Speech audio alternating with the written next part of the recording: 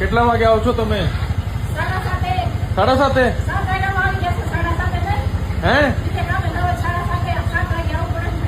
પછી બીજી જગ્યા જાઓ છો? હે? બહુ ઓછું છે પછી તો 1 કલાક આવવું પડે. હે? 10 વાગ્યા સુધી? સવારે 7 થી 10 3 કલાક માટે. બહુ સરસ છે. તો તમે એકલા સફાઈ કરો છો? એકલા જ? બેન છે અંદર? ઓકે. શું નામ છે તમારો? હે? એવું છે? શું નામ છે? હિતાબેન? ગીતાબેન? સાચી વાત છે તમારી. રોજમદાર તરીકે છો તમે? રોજમદાર તરીકે.